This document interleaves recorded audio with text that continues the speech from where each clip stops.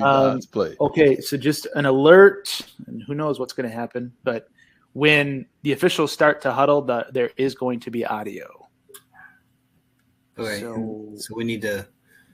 I don't know. Yeah, maybe we'll mute. Maybe mute as it comes up here, because right as a line judge. I got a legal for a pass on quarterback. He was over the scrimmage. And then we got 2 fouls over here. We got a little play. The ball. Number 8, go under 7 reps. Those canceled after the play was over. That's we enforced it after. Dead ball. Yeah. Okay. You're gonna force that illegal pass then, right? Yeah. And then the other two. Tutel, was that you on the camera there at the end, buddy? We may have some issues going on. Ryan Leininger is saying he only has a white screen right now. Maybe try to reconnect. Yeah, we cut out a lot of the discussion there. That may have been me somewhere. Okay, good. John Rohn. Where's our John Rohn soundboard, by the way? Right, and we do need the John Rohn. Well, I may have to develop. We may have to develop that. It's in development. It's in development. Ryan, so try to reconnect. Okay, everyone else is good. Thank you, Lord. 2 out of 3. I muted mine as well. So we'll see what happens. Okay. So then there's this really interesting concept that we discussed for probably 20 minutes, maybe a half hour in the referee breakout of roughing the passer, right? I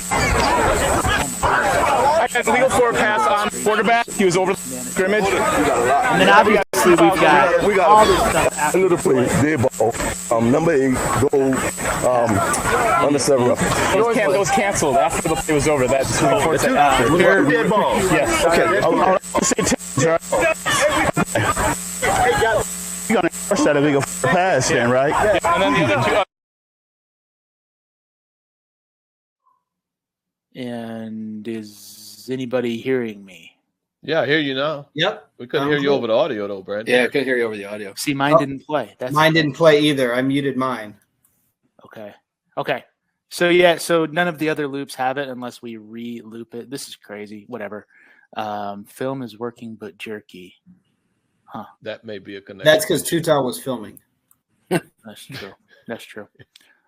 Okay, so we've introduced the play. We may just go to the screen share. Yeah, that's right. And I think that'll be appropriate. Let me pull that up. While you're talking about that, so just to kind of to go where you were going, we did have a very long discussion about roughing the passer on this play. Interestingly enough, you and I were kind of on opposite pages, but you helped me solidify my stance of UNR versus UNS for actions after the play. Yes. Right. I mean, there was a lot of good discussion, perhaps some difference of opinions, which is fine. One thing that we want to make sure we understand is people are coming from different sources of training, I guess, and different ways of thinking about it. Of course, we always usually think that whatever our way that we've been trained is right, but it's good to have those differences of opinions. Are you guys hearing audio now from the video? No. Okay, good. And of course, Darren is now saying it's frozen. Wow. Well, let's go to who knows? Let's go to screen share. Try that. And then if we have to go to Zoom after this, I guess we will, but this is kind of getting old, right? Okay, let's go to screen share. All right, so you got the play. Yep. Oh, come on. Okay, hang on. Here we go. All right. Clunky start. All right, so the first item up for bids was, let's just talk about this roughing the passer.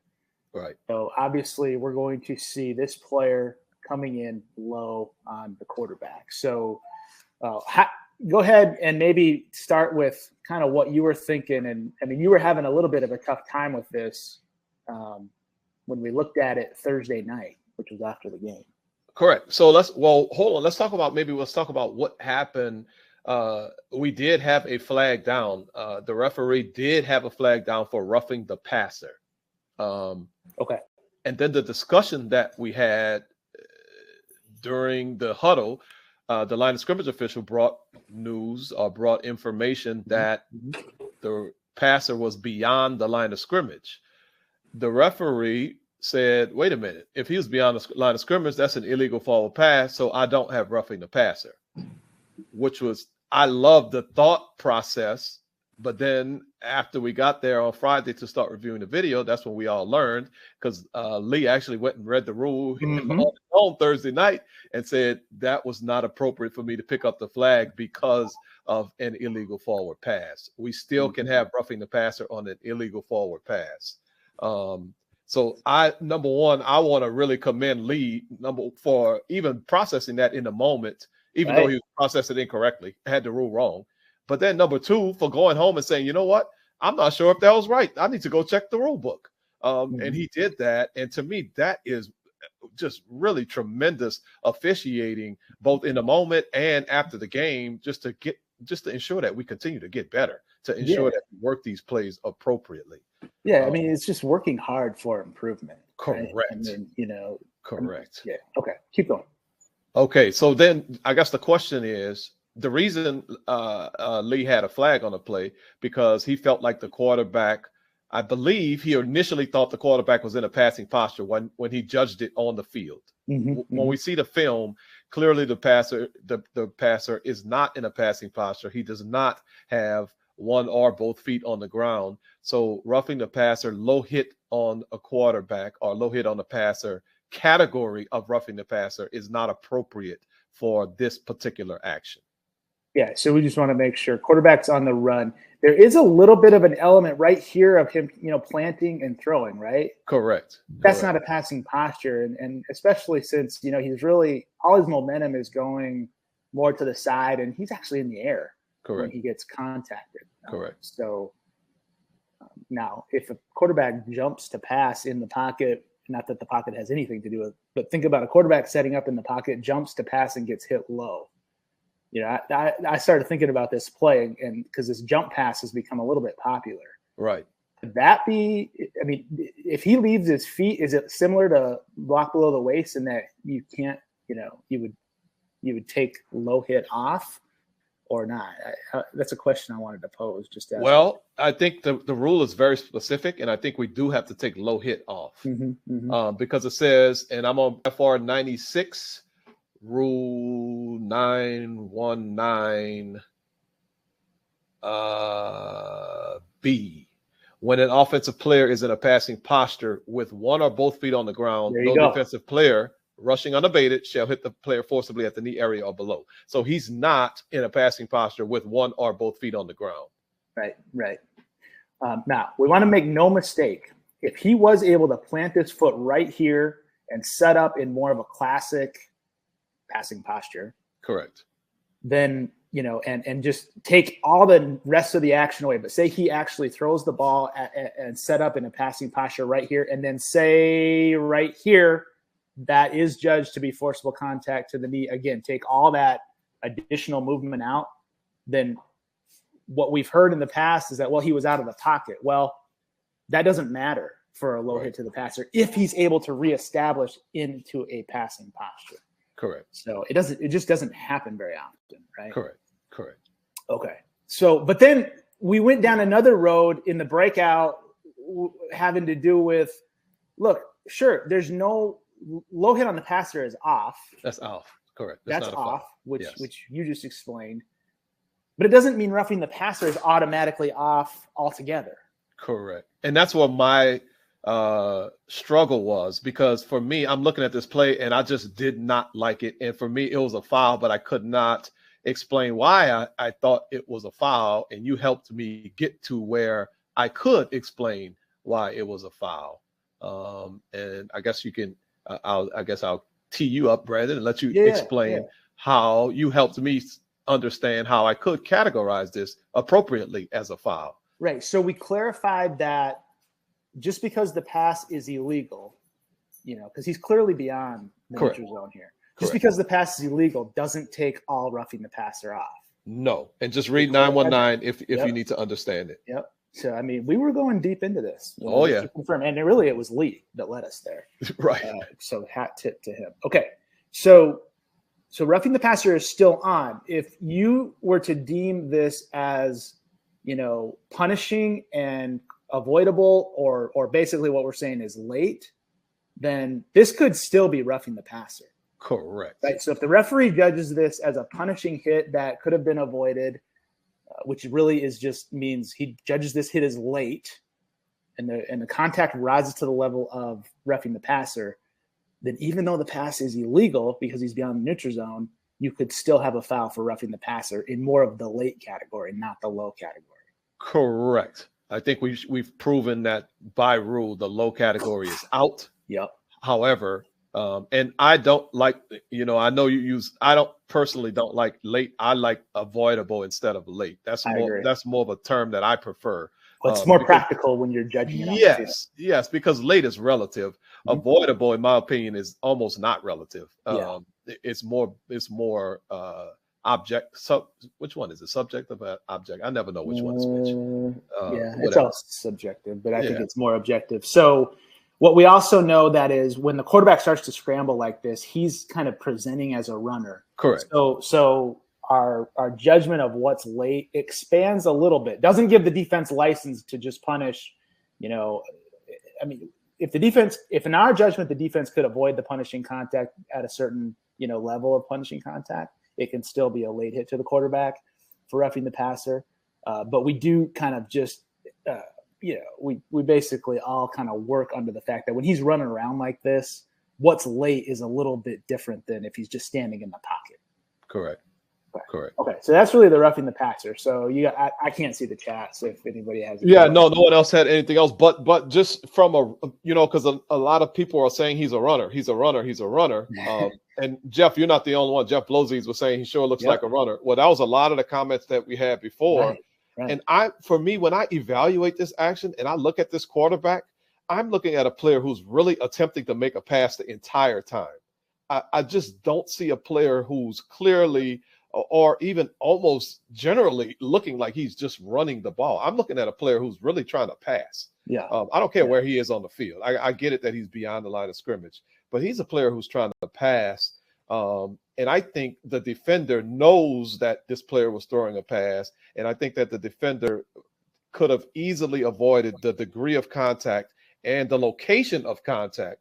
Now we can take this exact same action. And had the defender hit him more in the waist and chest area, I probably would evaluate this totally differently. Okay. But I just feel like this is a dangerous type of hit and certainly avoidable in my opinion. Okay. And that's where it's just judgment. And so you're on the field, you make the call. We know that it's absolutely not a low hit on the passer. Correct. We know that. But the only way it becomes a foul, I mean, certainly if he hits him in the head after he throws this pass, it would be a foul. Right. That's pretty. It's got to be with force, obviously. Correct. And if you're in your judgment, he could have done something to show us he's avoiding this much punishing contact. And if you judge that he couldn't really have avoided this much punishing contact, then it's not a foul. Then it's not a foul. Correct. That's exactly how we practically, basically apply the rules. So. Correct. These are the tough calls for roughing the passer when the quarterback gets scrambling like this. Right. I hear what you're saying. His body language just says, he could have easily tucked the ball like right now. Right. Especially as he approaches the neutral zone, but he's still kind of holding it out in that one hand. He's letting a route develop. And he's looking downfield almost the entire time. He almost never even looks at the defenders that are approaching him. Yeah, I mean, he's not focused on this defender at all. No. So just some considerations. Not saying this is a foul, for me or for anybody else. That doesn't really matter. Right. And I just thought that Lee did a really nice job on this play overall. Oh, he did, absolutely. Because he really worked himself. How many times have we seen that right here, perhaps we're going to see a referee, and I know that I've done it in the past, just really start hustling to almost chase up here. Right. And we don't really need to do that. We had a really good discussion on another play at camp. Just move a little bit to develop an angle, and all you need to do based on, your basically your perception on the field or your vantage point, You just need to get a little bit perhaps this way to develop an angle into here. I'm exaggerating the distance with my arrows, obviously. But we just want to try to develop this angle because this is the guy. I mean, I would be thinking he's going to come hit him in the head. Right. That's what I would be thinking. Right. Then he goes low. And if you judge that he could have avoided that much forcible contact, it's a foul for roughing the passer in the late category, even though he's actually beyond. Look, he's clearly beyond the line of scrimmage. Right. So excellent job, in my opinion, by the referee working this. Excellent job by the line judge. Right. Yep. Excellent job by the line judge properly calling illegal forward pass. Yep. And what we've all learned is that even though the pass is illegal, you could still have roughing the passer if you deemed it as such. That's the big takeaway, I think, for me, because I wasn't 100% sure, to be honest. When that came up, I'm like, well, I don't know if that's right, but I wasn't 100% sure it was wrong. Okay, and then this is what we were dealing with. I mean, this is what we're watching this gentleman right here. And oh my goodness, that's a late hit, right? Now we got to make a decision. I think this was called. We got to make a decision. Is it live ball or dead ball? And then more was the controversial aspect, at least going through the various folks in attendance. I felt, because I heard a lot of different reasonings or whatever. Is this UNR or is this UNS? And we heard everything like, well, the game's getting chippy, so we need to put a counter on them. Just make it a UNS. So I don't know if maybe Daniel or Corey, the two of us have been talking a lot. If you guys maybe want to address this, just this hit by 75 right here. Well, I mean, I'll jump in here. I think, whether the game's chippy or not, I don't know if that should affect whether or not we're going to change it to UNS or not. I like this more as a UNR just because it's right as the play is ending. So it's still part of the football action. So I would be okay. I think personally I would deem this to be a late hit, just a UNR late hit. And it's a football type of play too. It's a blocking action. Right. And I would say wherever you land, and I agree. I absolutely agree. But if you didn't, like, it just is what it is. I think we had this conversation when Ms. Marina joined us a couple of weeks ago. Rather than trying to make it one thing or another to fit, I don't know, fit what, like what we want to happen or what we're trying to make happen, rather just evaluate it based upon the rules and philosophies we've been given and make your decision that way. Perfect. Oh, I'm sorry. Right. I don't know why I went that. Okay. So we implemented a couple different angles. And we're just this is the high end zone from behind. That would mean the low end zone should be right here. All right. So, Daniel, this was your back judge right here. It's maybe just critique or not. That sounds negative. What about feedback on how we work this play? Because, it isn't, I mean, to me, these kinds of plays is where the back judge becomes so valuable in terms of that. Absolutely. And we can see right here, and we just, golly, man, I think as a group, the back judges, we just improved so much from this scrimmage Thursday night, kind of our first orientation to camp to the time that we left on Sunday, a ton of growth. But we can see right here we can just look at their back judge's body posture and tell that he's working the ball carrier, right? When the ball carrier breaks inside, watch how he kind of breaks down and leans as he's watching him get tackled, right? It's hard to argue with that, right? That he's not doing that. So what we really need to do as back judges, and we didn't get to talk a whole lot about this because honestly, we didn't have many runs that ended beyond the line of scrimmage. It wasn't a really run heavy camp when we looked back on the film, or successful run heavy camp, maybe in spurts. But we got to fight that temptation to watch the ball carrier. We have two responsibilities. The first responsibility is to officiate blocks in front of the ball carrier. And then the second responsibility ends right after that. And we want to start. And then we can tell right here, look at our head is really swung really, really wide. And so what I would say is that we're probably getting over into the deep wings business just with that far of an angle that we've swung. When really we want to think about this idea of zones of coverage for dead ball officiating, just like we do whenever we're doing a run play. We have areas of responsibility.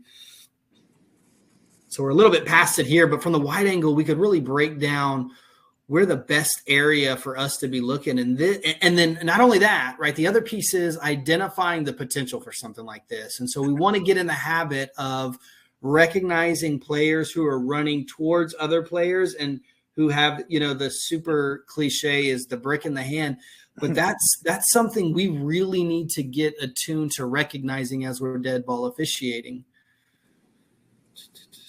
Well, I'm trying to figure out, and I know that, all of us have done this where we just kind of lose focus.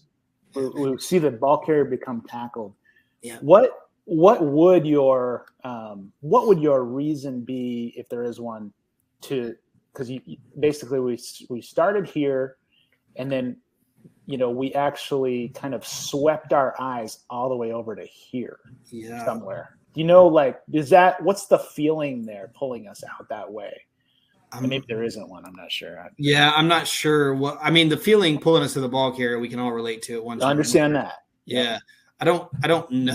I honestly don't know what's pulling us over to that part of the sideline. Okay. Sometimes when you have receivers that run off on run plays, you kind of have a tendency just to look over there, even though you had your deep wing. With nobody over there, I'm not sure. I'm not sure what we're officiating. But the other thing we talked a lot about over the course of the weekend was, especially as the run play develops, there's just really no need for us to be moving at all. Really want to get stationary and work those blocks in front of the runner. And I think that's another tool we can use here, where if we're stationary and just watching this, we're just in a more comfortable physical position to widen our vision and officiate dead ball. We can tell from the side angle that number 18 right there in purple is far away from the other guy in gold, and that really this hit is the only real threat that's starting to materialize as the ball becomes dead. But if we're watching the ball carrier get tackled, we're probably not going to get over there in time. But if we're watching, looking for a block, and then immediately going into dead ball officiating, I think this block is going to jump out from a back judge angle. And so it's certainly one. I would just say that if I'm working this play, I want to see this block for sure, or not block, play hit. Mm-hmm. And we do pick up from the back judge position the second action. So the thing would be here that, it would be unfortunate if we agreed the back judge had a really good chance to pick up the first one. And obviously there's more than just one person on the group, but it would have been really unfortunate if number 8 was the only one penalized here. Yeah. You see what I'm saying? Oh, yeah. But don't get me wrong, 8 deserves it. He bought it. And this is where, so this amount of time, because 8's retaliating on what 75 did, picking this guy. So 8 comes in. Now that, would you agree, is not part of the play at all? Absolutely. 100%. I'm pissed off. And that's retaliation. Yeah. Retaliatory in nature. So that is what rises to the level of UNS. Look at all the off officials pointing at what happened, right? Okay. All right. Well, and we paid attention. Go ahead, Corey. We paid attention to the back judge there, but I think those same principles that Daniel talked about widening the vision. That's something that the deep wing should be 100% honed in on as well. Because if we're working outside in, and we're looking for the action around where the dead ball spot is, there's no reason that field judge, side judge, or both could have seen. They could have seen both. The retaliation by number 8, but I think. I think it was the field judge down at the bottom at this time of the game. Should have probably been also to see the first strike by 18 or 81, whatever number the player in purple was. Got it. So can you we kind of drove by it really quickly. Can you explain why that hit by number 8 is a UNS and not a UNR? Why we feel it's a UNS and not a UNR? Well, it's because it's not part of the football action. It's not a football play. It's totally, hey, you kicked the crap out of my dude, so I'm going to come and give you payback. So it's retaliation, and that this is clearly after there is that element of time from when the live ball action ended and this hit happens. So even if there wasn't a retaliation and there is this length of time between the play being dead and this hit, it still would rise to UNS in my opinion. We just kind of it goes up in levels because of the retaliatory nature of the hit. Right. Oh yeah, I absolutely agree, Corey. Right. All Okay. right. So the next thing from a mechanical standpoint, also we can see the back judge after throwing his flag. What I would love for him to do, and this is what we struggled with during camp, there he ran past the player who just got hit pretty hard, who may be willing to retaliate himself for his retaliatory. So now we have multiple mixed colors behind the back judge. So I don't care where my flag lands. It's not time to go and talk to anybody in stripes. I know we're not wearing stripes here at camp. But we need to be still dead ball officiating even after this is over, because now we could have more action behind, because you can see there's still players of mixed colors. And 75 is the one who just got hit. If he gives this guy a shot, because now he's upset. Exactly. And this was what we struggled a little bit with on. No, we struggled a lot bit with you being nice, Brandon. We struggled a lot bit with that. Okay. All right. What else? Anything? I mean, now we have to enforce it. Yeah, we got to enforce it. Oh my gosh. Look at this. This is a hat. Okay, this is a hat. There's like 2 flags somewhere over here. Right. This is a flag here. There's another flag here. Yes. That we end up picking up because the decision was made, like we already talked about, roughing the passer isn't possible because it was an illegal pass. We corrected that, and we all learned on that one. Right. If you have roughing the passer here, it would actually offset with the illegal forward pass, but we don't. So all we have is an illegal forward pass by the offense, a dead ball UNR by the offense. Is that how it was reported? Well, I'm going kind of more on what we talked about just now. Yeah. Good. Dead ball UNR by the offense and dead ball UNS by the defense. Correct. All right. So put it in the chat. Like, what do you how do you want to enforce this? Because to me, this is really confusing. But there's one principle that occurs with live ball, dead ball fouls that we've talked about numerous times, which is. Let's work the live ball foul first, please. Let's work the live ball foul first. Please. So I beg you. Nothing combines. Live and dead do not combine to offset. We all know that. We'll address the dead ball fouls later. So would there ever be a situation here where the defense, you just ignore all these dead ball fouls, right? And then enforce this from the basically the spot of the foul, 5 yards with a loss of down. Is that right? That's correct. Okay. And then what about the dead ball fouls? So Michael Billick is the only one who wanted to share with us. As we know, dead ball fouls. What was that? I had a little echo there. Okay, dead ball fouls. I'm scrolling through my rule book so I can say the exact verbiage. But basically, the penalties are going to cancel for dead ball fouls. That's right.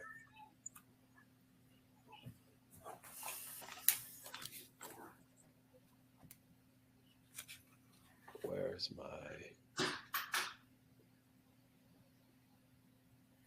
I've got it. You want me to read it? Yeah, go ahead.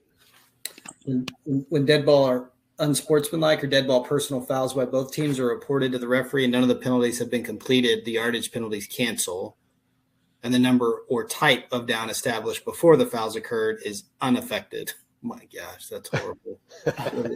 Any disqualified or ejected player must leave the game. Yeah. So we've put the ball from this spot to this spot, right? For the forward pass. And what are we doing next? Oh, that's a loss of down, right? That's a loss of down. Yep. I have no idea what down that was. I'm not sure. I don't think it was fourth. And you're right. We should be enforcing this from the spot of the foul. And as we know, the spot of the foul is basically the end of the run, which is where the pass was thrown from. And so what are we doing with these fouls at the succeeding spot, which now is the tip of this arrow? At the succeeding spot, the penalty yardage cancels. Penalties cancel. Down is unaffected. So the ball's going to be right. The ball's going to be right here. Yep.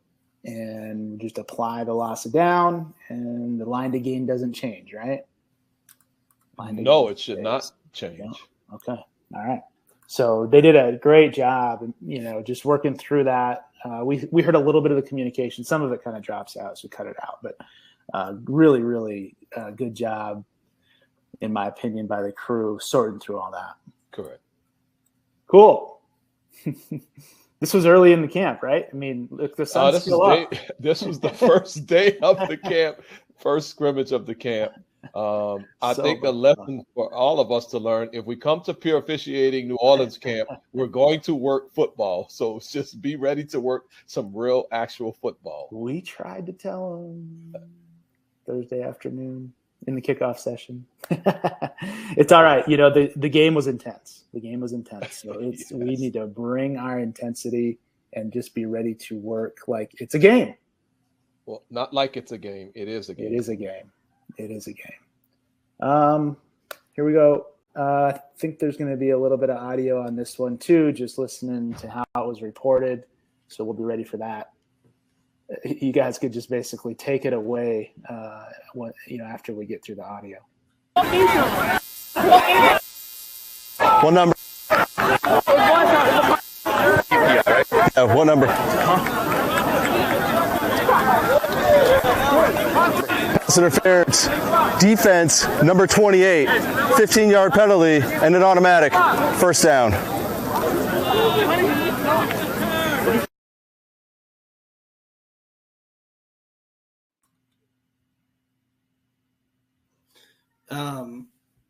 So since we got to hear a little bit of that, I think just real quick, I had this conversation. Joseph Martinez was our other deep wing clinician over the weekend, and he brought up a good point with something that he was seeing the deep wings too, and we see here a little bit.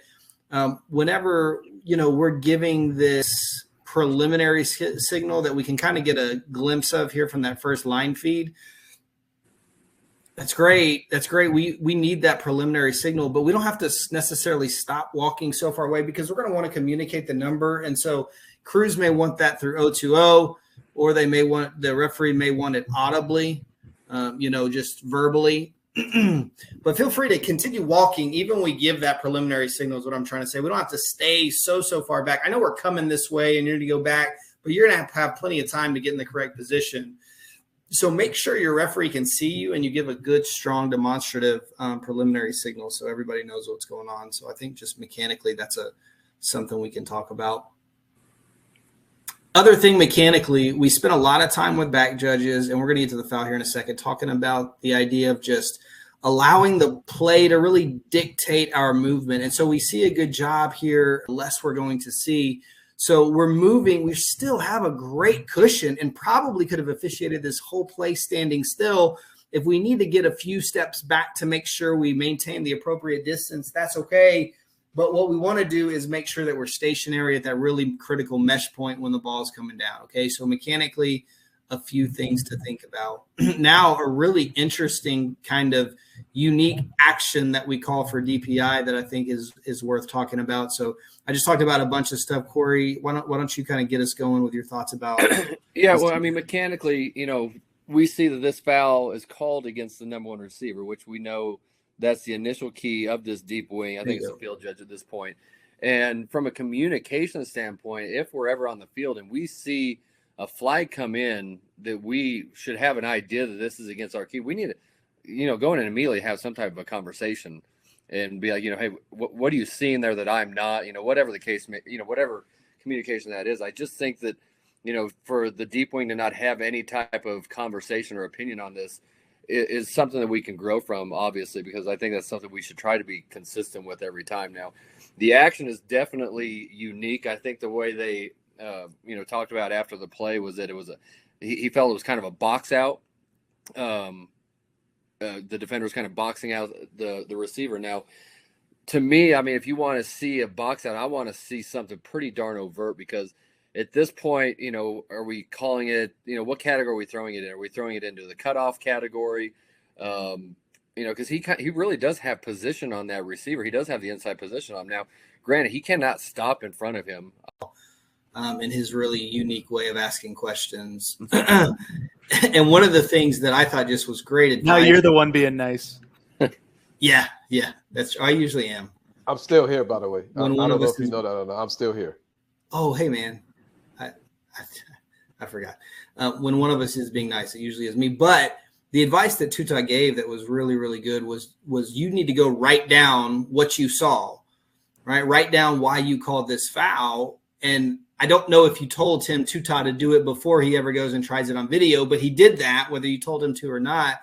And Brandon and I were talking to him that evening, and just really impressed by the level of detail that he recalled and how he recorded that foul. And so I think that lesson can apply to us, all of us, as we're working in the spring, especially if you have access to your videos when it's really beneficial. You know, treat that like a game in terms of writing notes, things that you would write up, or fouls that you would call, and be very descriptive before you watch it on film, and then go back and measure what you saw versus what you wrote down. That's a valuable exercise. We've talked about that a lot. So that was a really good deal, I think, that came out of the camp. We don't do that often. But yeah, Corey, I agree. I think it's really unique action, and effectively he is kind of boxing him out. And I think here's the deal. I think if he's using his body to prevent a receiver from getting to the ball, if he's also playing the ball and trying to make an attempt on the catch, I think that's perfectly within the rules of the game. He has position, right? He's earned that position. He kind of won, to be honest.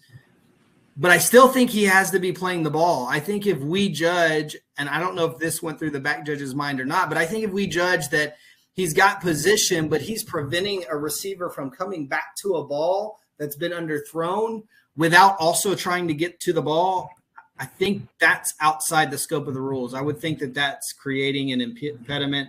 You're impeding the receiver's progress, physically doing so. And so I think if you're going to use your physical body and impede a receiver, you got to be trying to catch the football. So I think that's the judgment to make on a play like that. But I think we wanted to include it because it's really unique action. And, you know, with these DPIs, really with all fouls, the more we can see kind of every iteration of it, I think the better off we'll be when it happens to us live. So I don't know. Good play to look at, I think.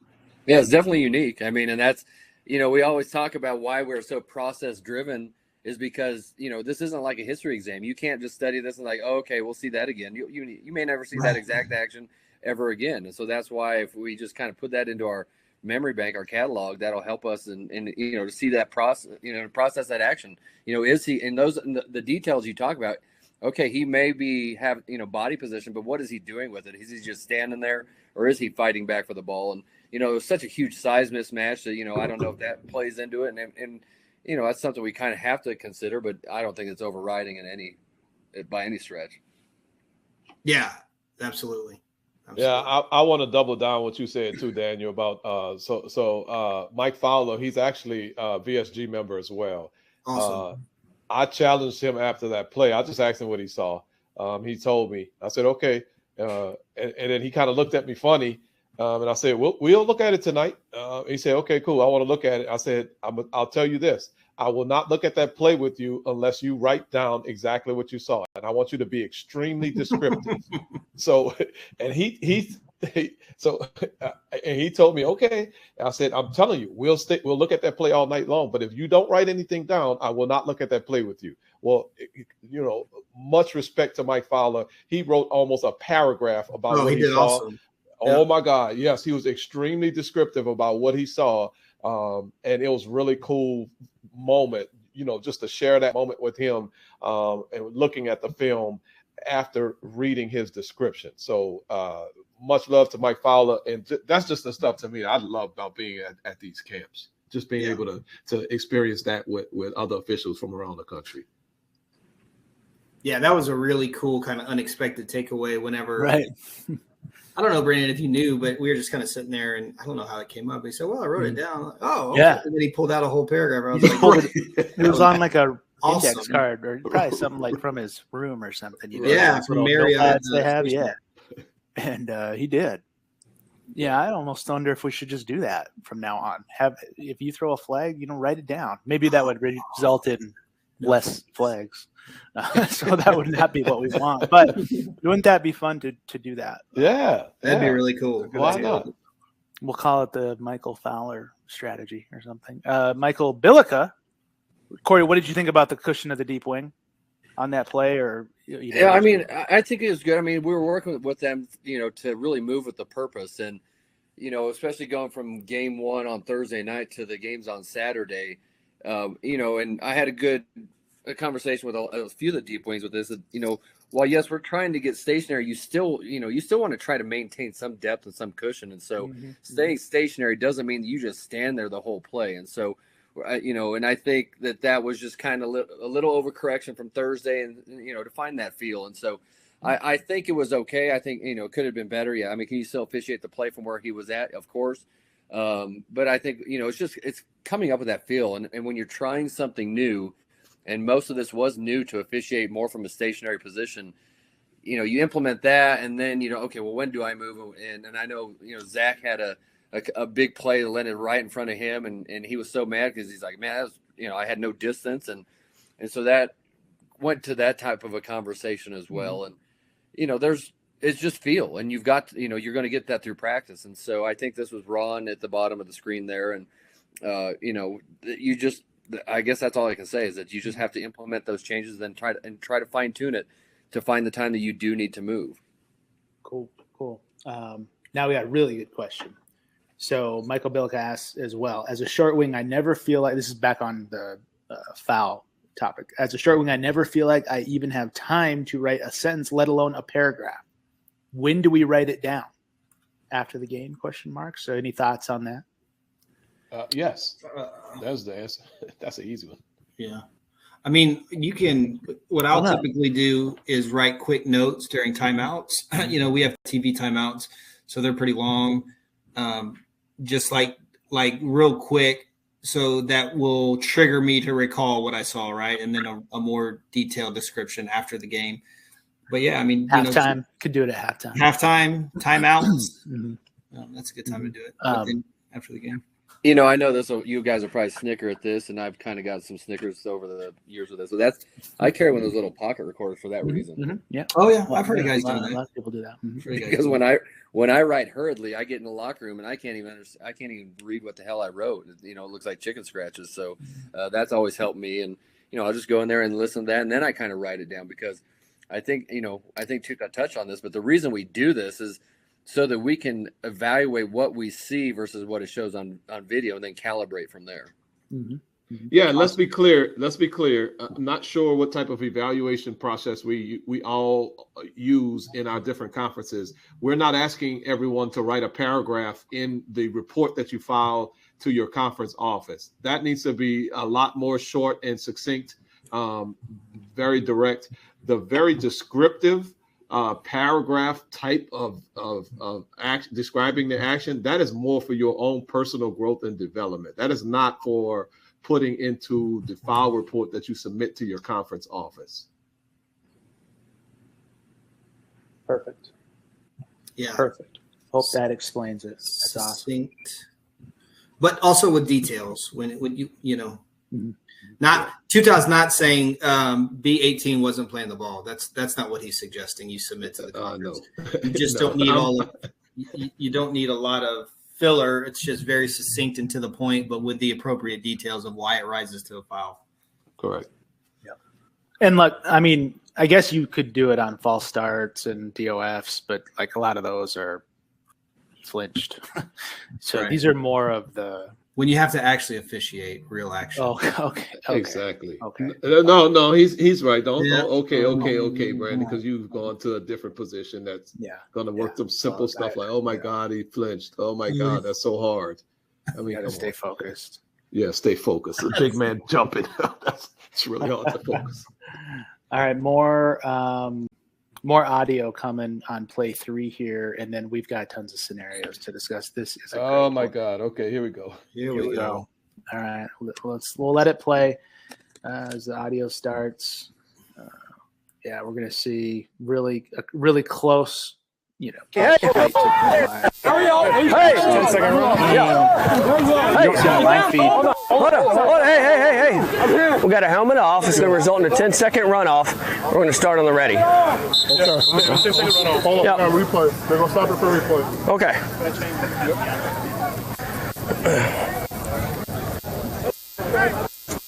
is under further review. Oh yeah, lots of stuff.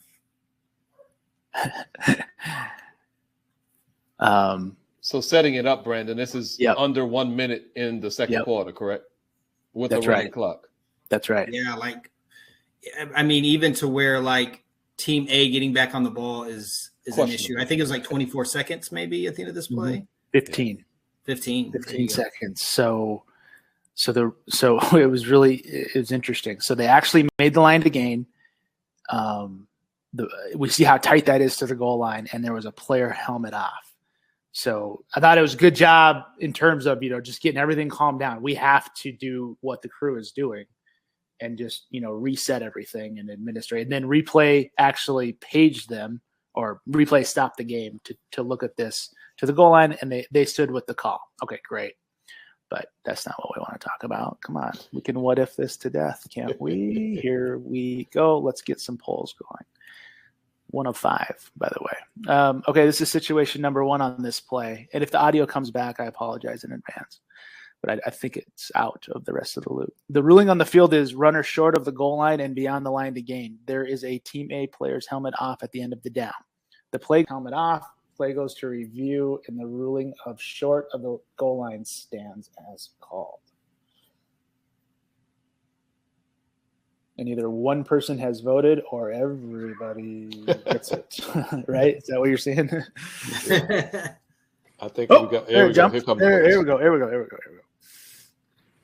While we're waiting for the votes, I love the sense of urgency from the umpire here. He knows. I mean, you can tell he's aware of the clock stats, and he goes and gets that ball and gets it in. I mean, that's really good. So conversely, as a growth opportunity, line of scrimmage official, and we've seen this late in halves and late in games, get back to the sideline. Yeah. This team may be hurrying up and trying to snap the ball. So get back to the sideline. We got the spot. It's somewhere inside the 1 yard line. Just get back to the sideline. He may have been reacting to the helmet off, but even so, yes. Okay, get the game shut down. Let's administer the helmet off. We need to be back on the sideline because we're going to, in the absent a replay reversal, we would be telling we're going to crank this thing up. We're going to crank it up, but we're going to also communicate really, really well from the referee position to the quarterback. Yes.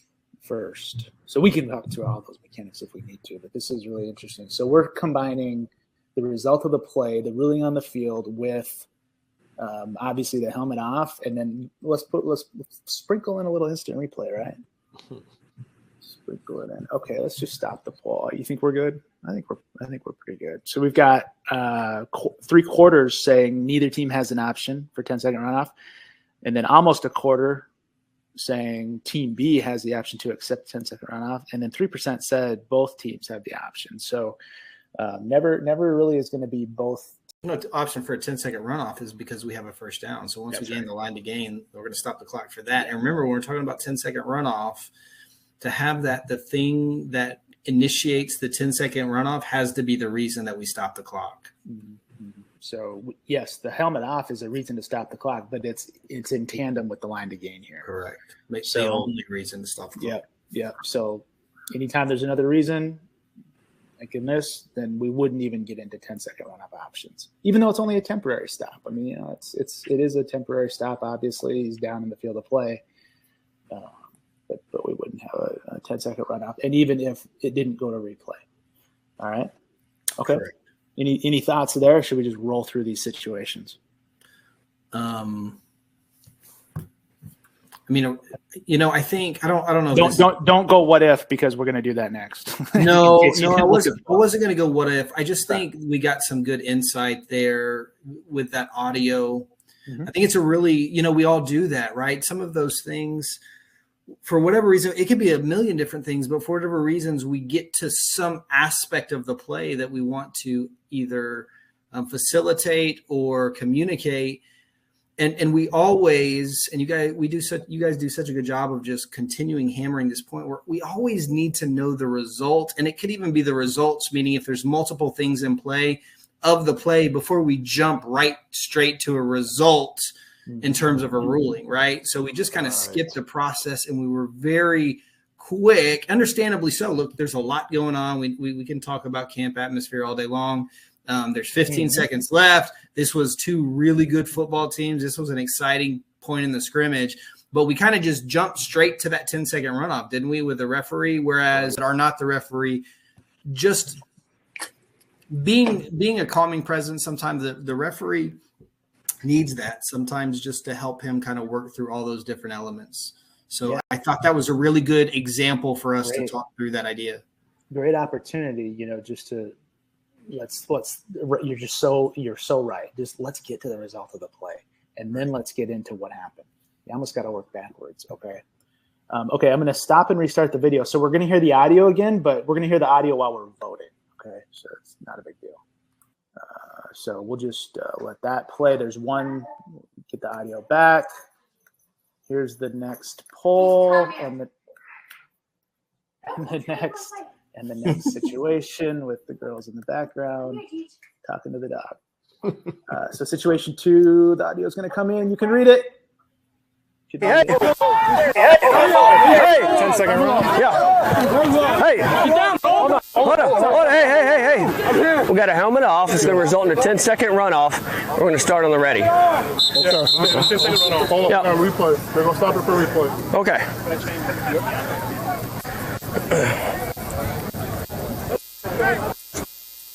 It's under further review.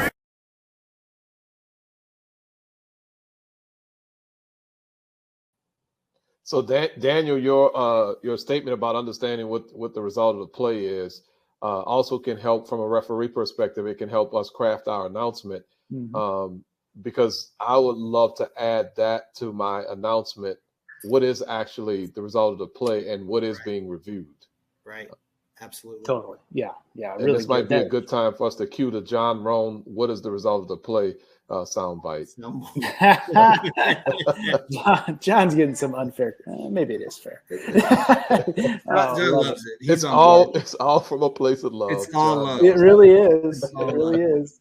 Okay, so what are we working here? It's a lot of the same, right? Goal, but now we took the line to gain out. So it was goal to go, and the ruling on the field is runner short of the goal line. Right. In these moments, and that is right. Totally empathize and understand how we jump to that conclusion immediately. And we're kind of working that here. So no line to gain. It was goal to go, and we're short, helmet off, and then the play goes to review. Yeah. And our line judge is going to know that there should be no 10-second runoff, right? Because he's ruling first down. So let's come on in. Come on in. And if we get into that pad, funny whistle, it's just stop the referee right there.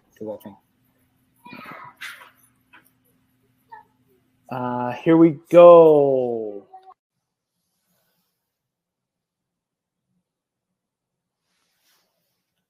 All right, moving. I think we're good. Let's go. 72% said Team B has the option to accept 10-second runoff. 28% said neither team has an option. So where do you land on this? The result really of the play is short of the line to gain, helmet off. And then here in a little bit, we get a page. Where are you at on that?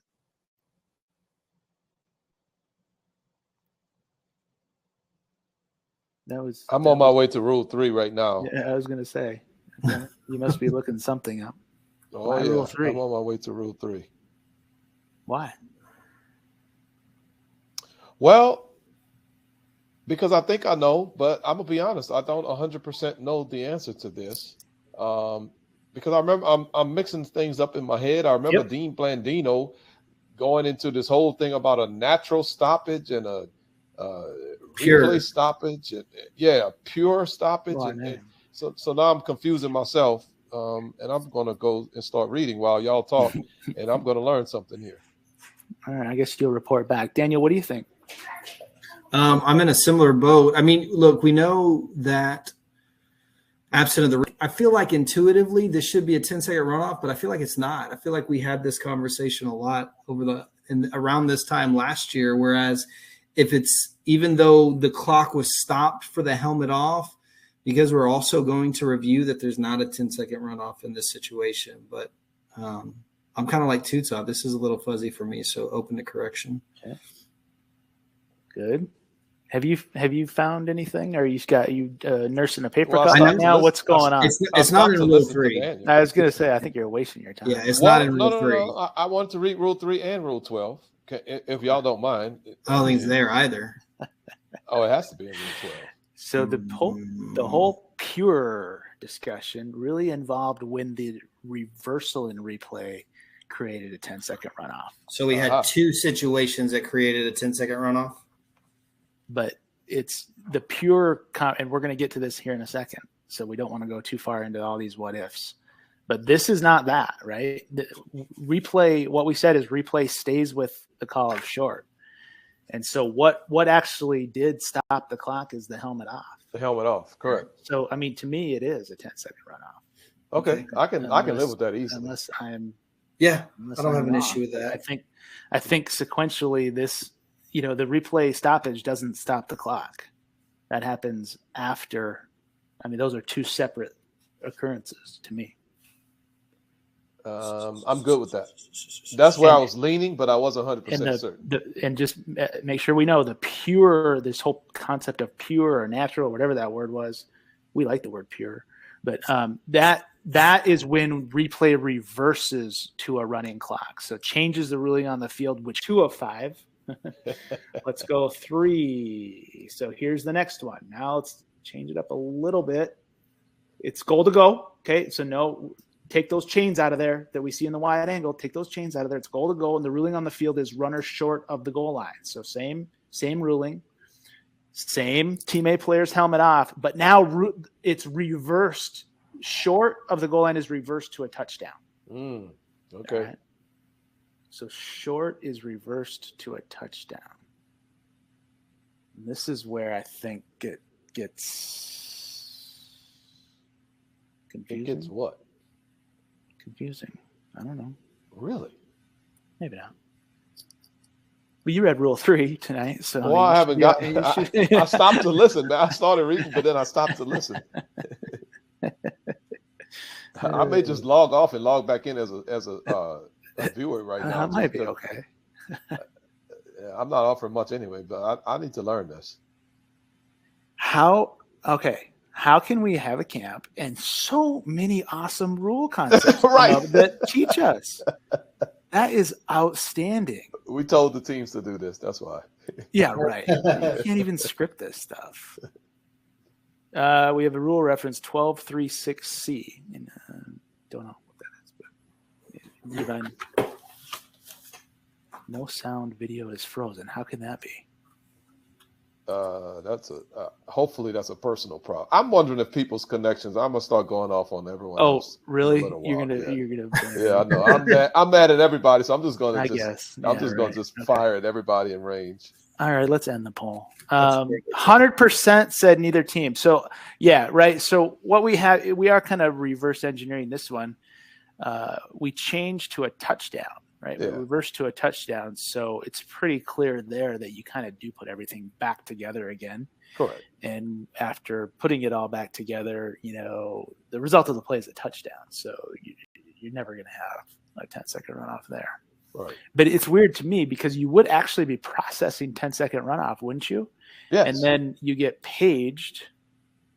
And it's almost like, so you might even, you think about this, you might have even administered 10-second runoff. And then I think you have to put I know you have to put the time back on the clock because what you're reversing to by rule stop the clock. Well, hold on, Brandon. Not only would you put the time back on the clock, you probably will be adding a few seconds because, as you noticed, it took us maybe a little while longer to end to stop the clock than when the play was over. That's a great point. So you wouldn't just be putting the 10 on. No, what the replay official would actually do is sync up when when by rule it's a touchdown. Yes. To what the clock is, and you reset it to that point. That's correct. The result of the play that you're reversing to by rule stop the clock, so everything else gets wiped away. Okay, that's interesting. And I'm gonna go down a little side street here. I know we aren't quite to our destination yet. Don't go what if on. No. Okay. We're talking about adding that time back on the clock. from the 10-second runoff and to when the play actually ended versus where we stopped the clock on the field based on our ruling of short of the line to gain. Mm-hmm. So remember, this was a receiver who was potentially in the end zone, contacted, knocked back out of the end zone, and then hit the ground. Would the replay official put it at the clock when the receiver first gained firm control in the end zone, or would the replay official put the clock back to when the player demonstrated that he completed the process of the catch? And that's an interesting, different question too, right? That's really an interesting question. And it may only be 1 second difference, but that 1 second could really matter in a game. And obviously,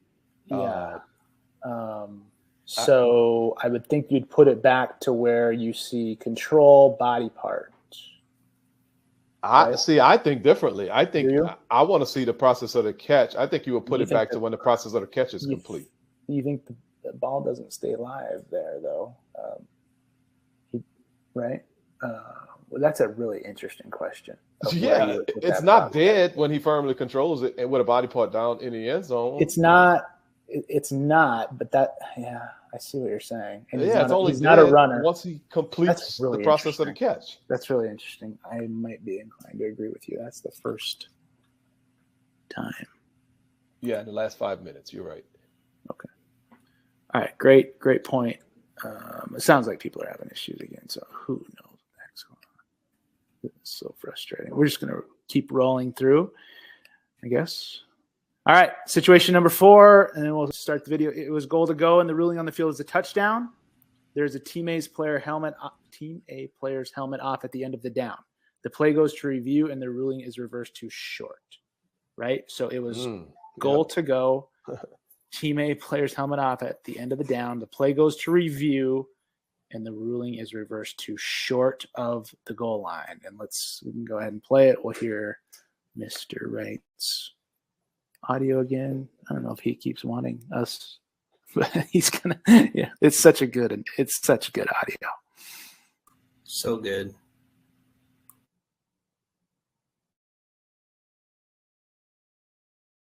Hey! Hurry up! Hey! 10-second run. Yeah. Hey! Get down! Hold on. Hey! We got a helmet off. It's going to result in a 10-second runoff. We're going to start on the ready. Okay. 10-second runoff. Hold on. Replay. They're going to stop it for replay. Okay.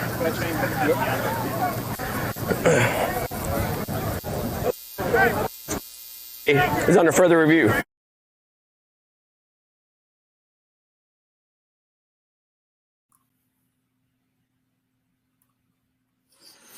All right, so we are going to review and reverse. So we actually ruled touchdown this time, right? That's what the situation asks. And then we're going to review and reverse. They're coming in. Just there.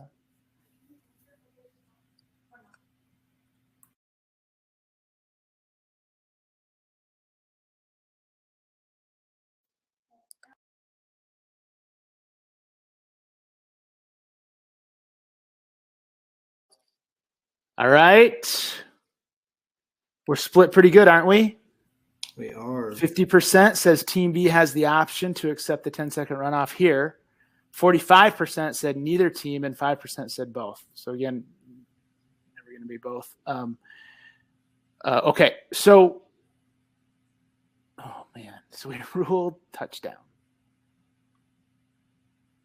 Obviously, on the field with the ruling of touchdown, we're not even going to get into 10-second runoff, right?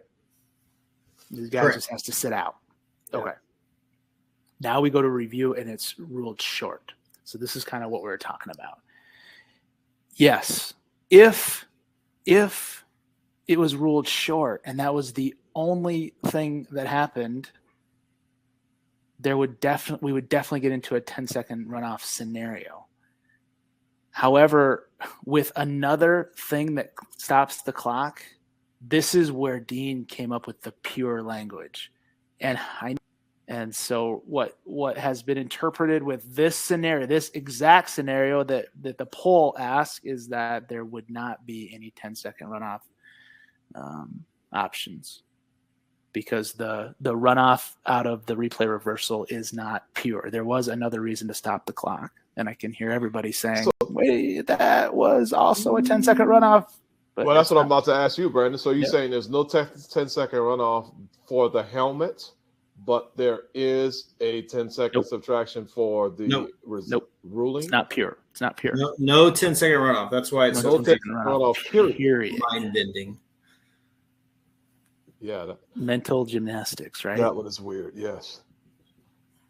And he, I think everybody was not in love with this interpretation. And his point was, it's just, the only way we can actually apply a consistent and simplified standard across the board is to say, if you're going to reverse to a running clock out of replay, there can only be a 10-second runoff if that is the pure or the only or the clean way we're handling the clock. Anything else that stopped the clock, it's not. So if there's a foul, no.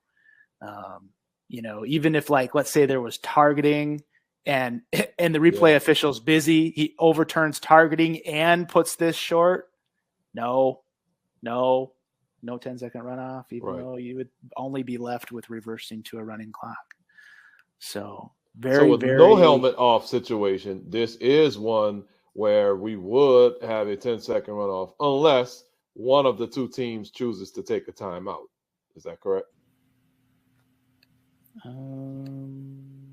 Let's pull 5. Oh, shoot. Okay, good job. Pull 5. Situation number 5 is goal to go, and the ruling on the field is a touchdown. There are no teammate players helmet off at the end of the day. This is an interesting question, though. Man, there are so many of these scenarios that it just takes a lot of preparation, and to actually execute these in the moment, it takes a big collaborative effort, in my opinion. There's not just one official that can just nail everything here. I don't think. Do you guys? I mean, it's just, that's why everybody needs to know the rules. The replay officials need to know the on-field rules. The on-field officials need to know the replay rules. Well, I think during that time period, I know we're supposed to go talk to coaches and hang with the coaches a little bit, but this may be one to have a quick chat with a fellow official and run through a bunch of these scenarios. Okay, well, what happens if we come out with short of the goal line? What happens if we come out with a touchdown? What happens if we come out, and maybe just quickly run through those? Because it's probably not a good idea to have that discussion with the coach and your fellow official together. It probably would be best to have that conversation before we get to the coach.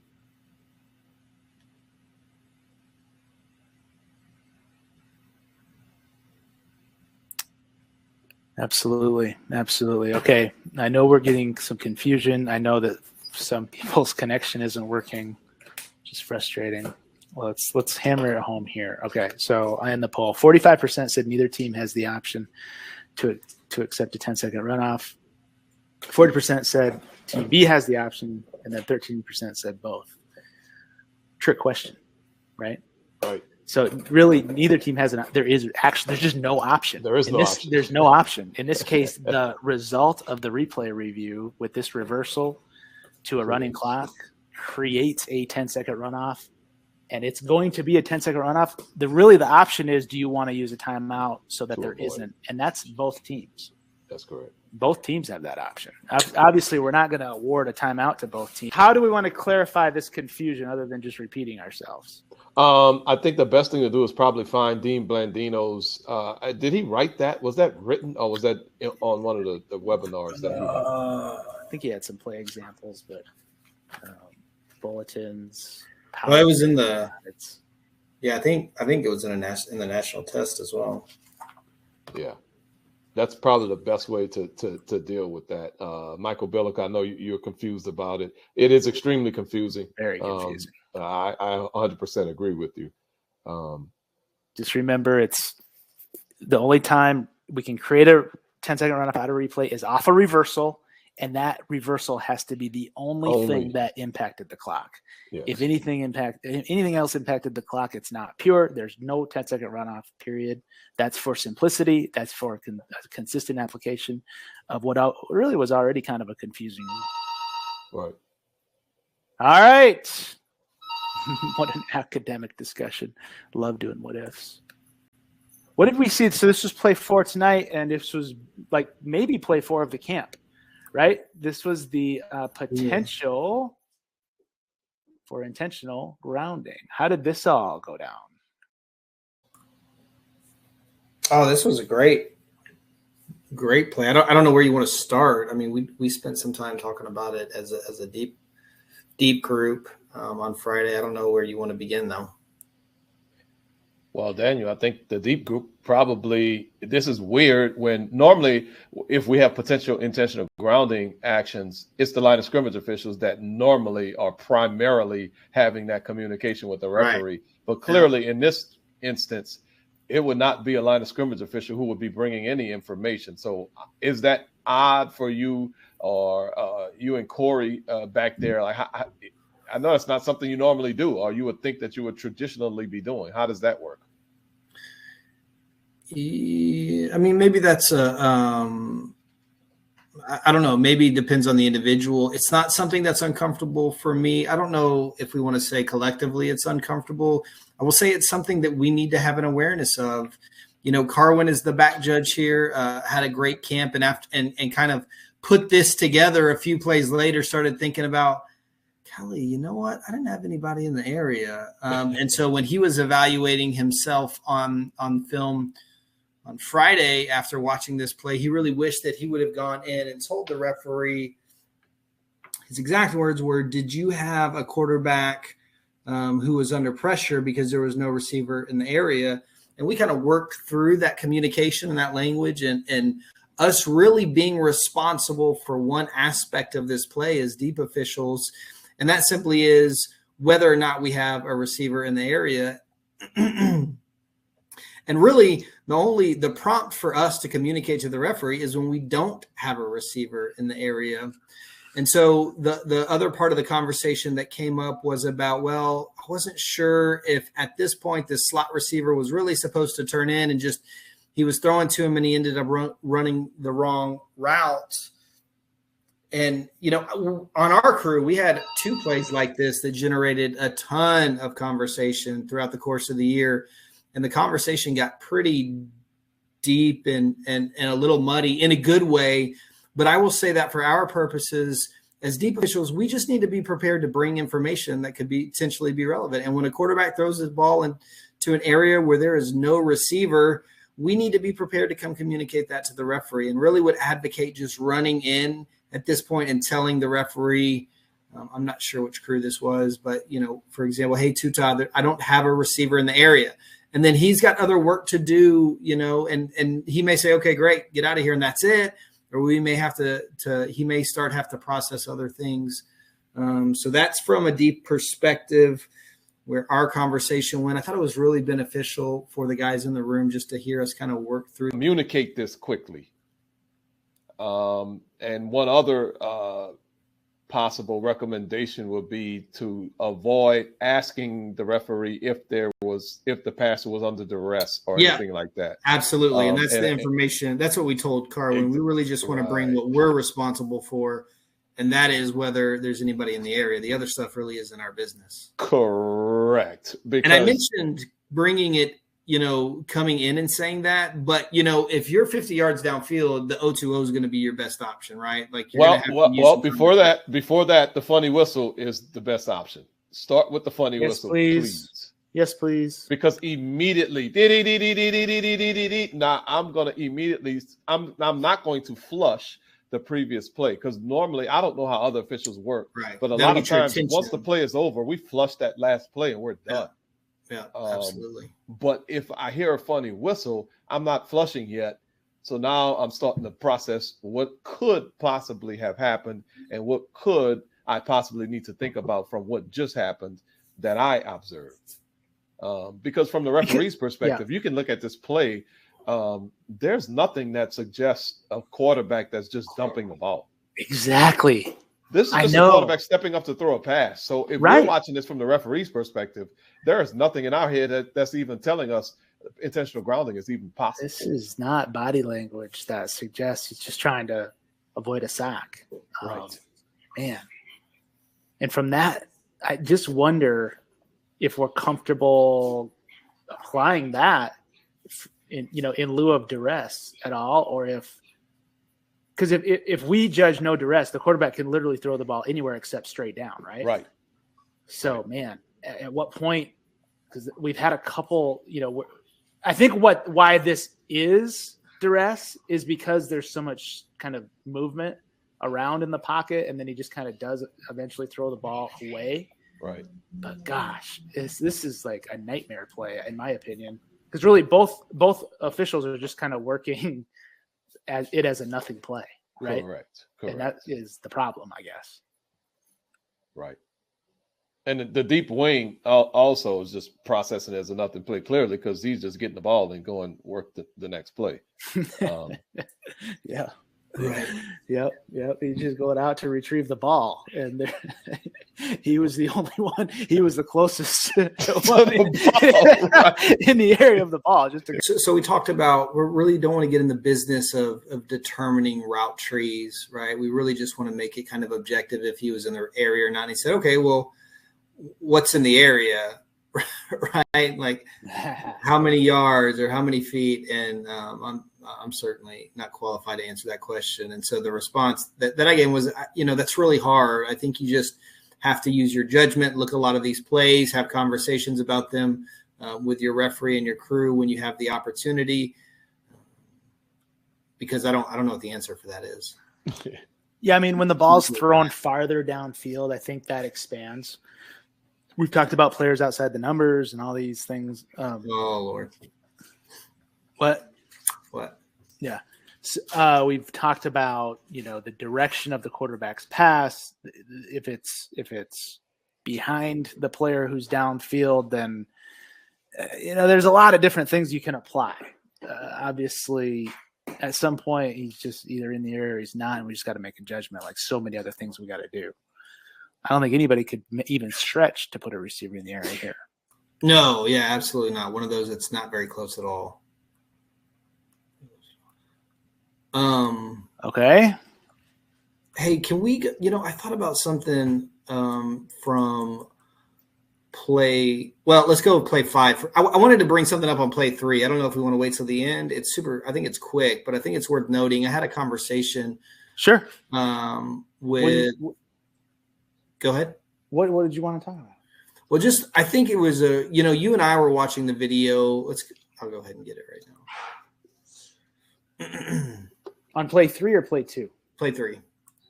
Why don't I just share it? Because otherwise it's going to be audio and everything. Okay, yeah, do that. And this will go super fast. It's kind of an aside, but I was talking with Michael Anderson, who worked this play, the line of scrimmage. There we go. The line of scrimmage official at the bottom of the screen. I can't remember. I think this is the first half, so he must be working head line judge. Okay. And you and I were watching this the other night, and we kind of noticed that when the ball's caught, we just weren't paying close attention to the details, but we noticed that we had official at the 2 or 3 yard line. Good point. Well, that's kind of not ideal from a mechanics perspective. Mm-hmm. And then we started thinking about it and realized that this ball is being snapped from the 7 yard line. And so Michael was wondering about this. We had a conversation about it yesterday after we closed everything down before everybody kind of went their separate ways. And this is a really tough play because it evolves super fast. And so his question was really, should he have been at the goal line? And my response, and so I wanted you guys to jump in to see what your thoughts were, was that's really hard to say. We don't want to get into a situation where all we're doing is running as fast as we can to the goal line, and we're not officiating the things that we're responsible for. If we can get to the goal line, that's really ideal because we've got a really tight play here relative to touchdown or not. I think we all can acknowledge that. And that if we're on the goal line, we're going to be in better shape to make that determination. But if we're moving so fast that we're not seeing anything, we're not going to be much help anyway. So That was my response. Okay. I don't know if you guys have something different that can kind of help Michael guide him on future plays like this, but that's where I landed. Yeah. Well, the other mitigating factor with the line to gain is very often the line of scrimmage people are taught to pause the line to gain, especially on third down, which it is here. So pause at the line to gain and then let it go, let it take you to the goal line. Well, that would, maybe that's kind of what he's honestly in his mind right now, because he's not super aggressive to the goal line. Right. And like you're saying, we might lose all sense of acuity in our vision if we are. Yeah. But I'm wondering if he's thinking, okay, I got the line to gain to consider first. And then boom, this just is a bang play at goal line, right? Yeah, and it comes out fast. It absolutely does. I think watching now, and I don't know, I think you'd have to determine this for yourself. It feels like we could probably be just a touch more aggressive. But again, if that means sacrificing your vision, I don't know what the trade-off there is. So interesting consideration. I wanted to make sure we touched on that because Michael and I talked about it yesterday. But the line judge doesn't move at all. And so I don't know if we were able to get that feedback, which is needed, because that's not what we want, obviously. Right. Yeah. Right. Exactly right. We want to be aware of the line to gain. And some people have an argument that I've heard here with it being 3rd and 1, 2, 3, 4, I guess it is. 3rd and 4. Should we maybe keep the deep wings up at the pylon? Up at the goal line. Even though it's not from the 7. Huh. I don't know what you think about that. I think it's interesting. I would say that for me, when I work deep wing, I let the short wing determine if I'm going to go back or not. And if they told me right here at the 7, I need you to stay here, then I would have stayed there versus fighting them and saying, no, we're at the 7, I'm going back. Good luck, buddy. So I think we just need to be flexible and determine how we're going to work it on our individual crews, understanding the mechanics. We have the mechanics as our guidelines, and we can use that for the basis of our discussion. But I think there are situations that would warrant us to maybe be a little bit more flexible with the mechanics. And I think this situation obviously poses some difficulties. I mean, because here's the thing. We tell everyone, don't move, try to be stationary at the moment of impact. Well, if Michael's stationary at the moment of impact, he certainly wouldn't be at the goal line. Right. He'll be nowhere near the goal line. Right. So, that's conflicting information that we're really giving. So, I have no idea. It probably will be best. The most optimal way to work this play is with the deep wing at the goal line. Yeah, which is also playing the result. Which is playing the result. It is. Absolutely. Okay. Consideration. Good stuff. Sometimes these plays evolve and there's just no perfect guidance. That's right. Right. Understand your own limitations and also capabilities, and all right, do the best you can. All right. Last play. You're good. That was a good point. That's a good point. So this one's pretty simple. I don't know how simple it is. It's play.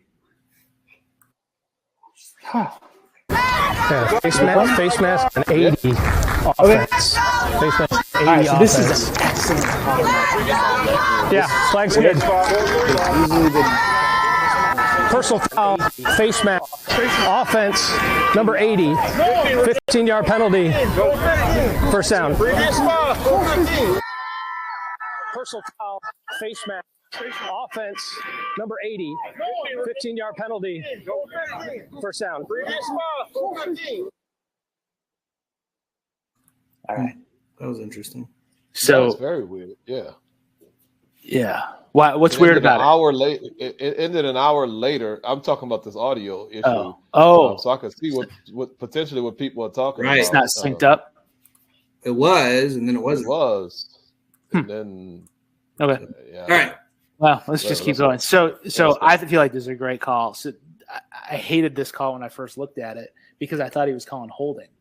And it's so quick, and it might, perhaps, but it's really just a face mask, and it's by the tight end. Might have to go into a share. Look at the low end zone from behind the offense. It's number 80. Yeah, it's coming up on my screen here. Oh, wow. My man stumbled out of the blocks a little bit there. Yeah, not too athletic. Not too athletic. No, they weren't. So let's go back to the share so that we can just work this out. So let's talk penalty enforcement on this foul here. This. Love this. All right. So go to the wide angle. Where's the wide angle? Right here. Okay. We said it was on number 80, right? And he lines up in the tight end position. So from the snap, I'm not sure how clear it was, but it's this guy right here. Stumbles out of the block. And then where does he go? He goes downfield. Downfield. Yeah. So this is going to be a tough judgment. See how he grabbed. I don't know how clear this is on everybody else's screen. On the all 30. Yeah. Right. But he grabs right here and then boom, right there. This kind of abrupt jerk of the upper body is the result of having the guy's face mask grab. So really good in terms of just being alert. All right. Now, the line of scrimmage was the 30. So let's just get to the end of the play and let's see where we mark the ball. So we marked the ball. There's a ball going to be here at basically the 33. Our flag is here at the 30, which I understand. Yeah. The foul actually happened down here, didn't it? Mm-hmm. I mean, somewhere in here. Yep. So, okay. So the end of the run is the white arrow. The flag lands at the line of scrimmage, which is the yellow arrow. The actual foul occurred at the black arrow. But we could hear the audio. He said, "My flag's good." So let's talk about what the crew did. Based on the information we had a flag at the previous spot. It wasn't behind the previous spot. So we went from the previous spot. Is that right? The spot of the foul actually has to be behind the previous spot, doesn't it? Correct. To make the previous spot the enforcement spot. And I'm going to my handy dandy rule 10 to read exactly what it says. We know the basic spot is the end of the run. That's the end of the run, correct. The spot of the foul. Okay, so the basic spot's the end of the run. If the spot of the foul is behind the previous spot, then the previous spot becomes the enforcement spot.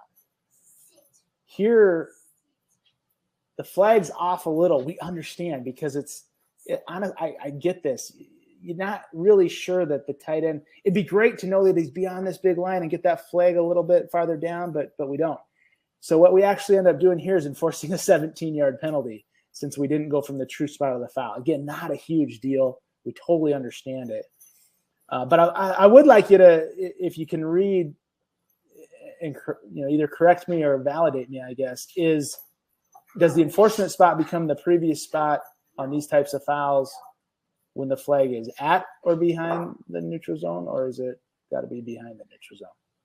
Behind the neutral zone. Yeah. So yeah, and you were throwing me when you were saying previous spot. So the verbiage that in the rule book is neutral zone. Neutral zone. Yeah. So if the spot of the foul is not behind the neutral zone, then we're working 3 and 1.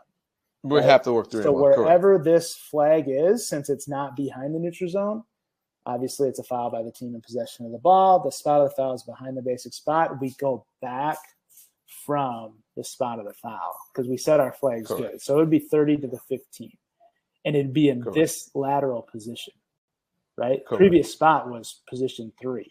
So we went back from here to here.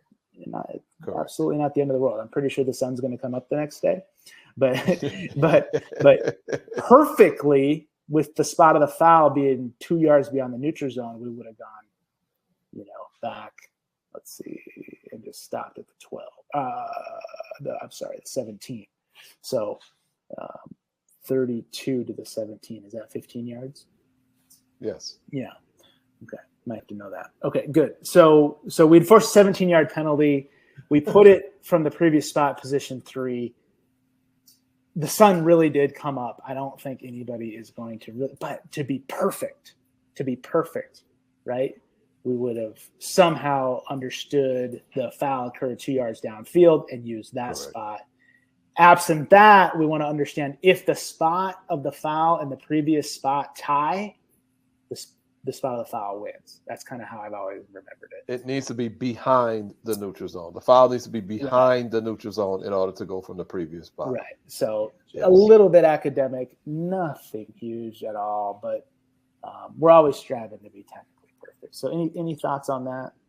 Question just came in. Would you ask Team B whether they want to accept the penalty? I think the result. What down was it? It was first down. I would not ask. I'm just gonna march them back on this. Second and 7, or if we did it perfectly, 1st and 23. I think they're gonna want the yards. Yeah, but we want to certainly explain it, because if somebody does want 2nd and 7 over 1st and 23, then we're going to honor that. Absolutely, we would. This to me is a 99%er. I'm going to fall into just. Especially because the penalty is going to leave them inside the 20-yard line, which is now we start talking about really being a team being backed up, and that almost eliminates 30-40% of the playbook when they're back there that deep. Right. So yeah, I would just think that Team B would want to accept this penalty, like you said, Brandon, 99% of the time. So, all right, very good. Well, that was just one that jumped out just from I just remember saying, I wonder where that spot of the foul really was. And then it looked like it tied the previous spot. So really the spot of the foul should win. Very, very academic. But you said the sun did come up. I did. Yeah, it did. So I want to disagree with you. The sun actually never went down because it was really hot. Yeah, we were hot. It was pretty warm that day. Yeah. I think we went through 88 cases of water or something. Oh my gosh.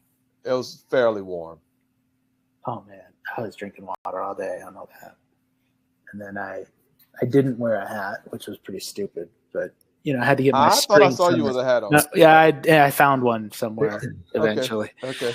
Which I returned to an office that I borrowed it from temporarily. I'm not sure if that was consistent across all of the camp organizers or not, but it was a fun weekend. Really want to thank everybody for their efforts putting up with us, which is a monumental task, and some awesome plays. I mean, this is only the tip of the iceberg. So, I guess from an administrative standpoint. This is not camp. I'm about to make an administrative camp announcement. That's a waste of my time. Yeah. This is not camp. Yeah. Okay. Yeah. You were going to talk about the video getting uploaded. Yeah, exactly. But this is ridiculous for me to talk about that here. The video will be uploaded, though. Yes. So that's all we have. Thank you, everybody. You don't know about the technical issues. It may be Zoom from here on out. I don't know. We thought we all were on blazing internet speeds tonight. So I don't know about blazing. One of us is still in the hotel room. So. You are? Oh, absolutely. Oh. Yeah. Well, maybe I may have been. I just can't.